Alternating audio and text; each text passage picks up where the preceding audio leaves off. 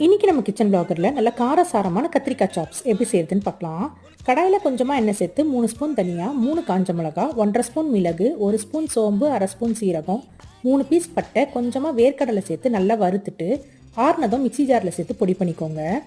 இது கூடவே ஒரு கை சின்ன வெங்காயம், 2 பெரிய வெங்காயம், 2 மீடியம் சைஸ் தக்காளி, கொஞ்சமாக இஞ்சி பூண்டு, கொஞ்சம் கருவேப்பிலை, ஒரு பச்சை மிளகாவை சேர்த்து நல்லா அரைச்சிக்கலாம். அரைச்சி வச்சிருக்க மசாலாவை ஸ்லிட் பண்ணி வச்சிருக்க கத்திரிக்காய்க்குள்ளே இந்த மாதிரி ஃபில் பண்ணி ரெடி பண்ணிக்கோங்க. அடுத்து சட்டியில் நல்லெண்ணெய் சேர்த்து சூடானதும் கடுகு வெந்தயம் தாளிச்சிட்டு ரெடி பண்ணி வச்சிருக்க கத்திரிக்காவை சேர்த்து நல்ல ஒரு 2லேருந்து 3 நிமிஷம் வதக்குனிங்கன்னா கத்திரிக்காய் நல்லா கலர் மாதிரி வரும். இது கூட அரைச்சி வச்சிருக்க மசாலா, கொஞ்சமாக தண்ணி, 1/4 ஸ்பூன் மஞ்சள் தூள், தேவையான அளவு உப்பு சேர்த்து நல்லா கலந்து விட்டு மூடி போட்டு ஒரு 20 நிமிஷம் கொதிக்க வச்சிங்கன்னா கத்திரிக்காய் நல்லா வெந்து கிரேவி நல்லா திக்காய் எண்ணெய் பிரிஞ்சு வரும். கொத்தமல்லி போட்டு சர்வ் பண்ணிக்கோங்க. இது சப்பாத்தி சாதம் எது கூட வேணாலும் ரொம்ப நல்லாயிருக்கும். இதை கண்டிப்பாக ட்ரை பண்ணி பாருங்கள். நாளைக்கு வேற ஒரு ரெசிபியோட பார்க்கலாம்.